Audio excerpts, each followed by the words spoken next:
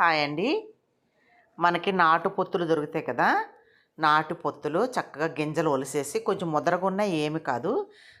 మిక్సీలో కొంచెం కచ్చాపచ్చాగా ముక్క చెక్క కింద ఆడుకోవాలి నాటు పొత్తుల్ని. అలాగే మనం పెసరట్లు కోసం నేను పప్పు నానబెట్టాను. ఆ పెసరపిండి కొద్దిగా ఉండిపోయింది. ఆ పెసరపిండిలో ఈ మొక్కజొన్న పొత్తులుంటాయి కదా! ఆ గింజల్ని కొంచెం అల్లం, అలాగే కొద్దిగా 4, 5 పచ్చిమిర్చి, అలాగే కొద్దిగా జీలకర్ర ఏసేసి మిక్సీ పట్టేసాననమాట.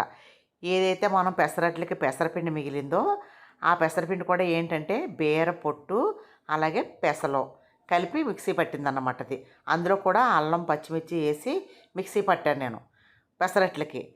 ఆ కారం ఉందా, కొంచెం కారం ఉంది కాబట్టి ఈ పొత్తు గింజల్లో కూడా కొంచెం జొన్న గింజల్లో కూడా కొద్దిగా అల్లం, అలాగే 2 ఎల్లుల్లి రేఖలు మంచి ఫ్లేవర్ కోసం ఎల్లుల్లిపాయి, అలాగే కొద్దిగా జీలకర్ర వేసి మిక్సీ పట్టేసి ఈ పెసరట్లు మిగిలిన పిండి, ఈ మొక్కజొన్న మిక్సీలో పట్టిన ముక్క చెక్క కింద ఆడిన పిండి కలిపేసాను అనమాట. చూసారా కలిపేసి చక్కగా ఉల్లిపాయలు వేసి ముక్కలు కనిపిస్తున్నాయి చూసారా, పొత్తు గింజలు అక్కడక్కడ కనిపిస్తున్నాయి కదా, ముక్క చెక్క కింద ఆడుకుంటే చాలా బాగుంటుంది.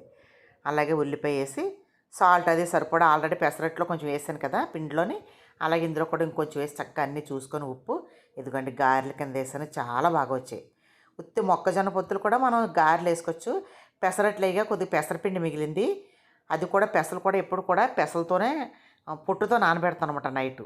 అందులో కొద్దిగా బీర పొట్టేసి అట్లేసాను. ఆ మిగిలిన పిండిలో ఈ పొత్తి గింజలు చక్కగా వేసాను అనమాట. మీరు కూడా చక్కగా వేసుకోండి, చాలా హెల్దీ ఫుడ్ ఇది. పీచు పదార్థం ఎక్కువ ఉంటుంది బీరకాయ, అలాగే పెసల్లో కూడా పీచు, పొత్తుల్లో కూడా పీచు ఎక్కువ ఉంటుంది కాబట్టి ఇలాంటివి తింటూ ఉండండి అప్పుడప్పుడుని. స్నాక్స్ కింద పిల్లలకి అప్పుడప్పుడు ఇలా చేసి పెట్టండి. వర్షాలు పడుతున్నాయి కదా అని చెప్పేసి నేను ఇలా చేస్తాను అనమాట. ఈరోజు వర్షం పడింది, తింటాను.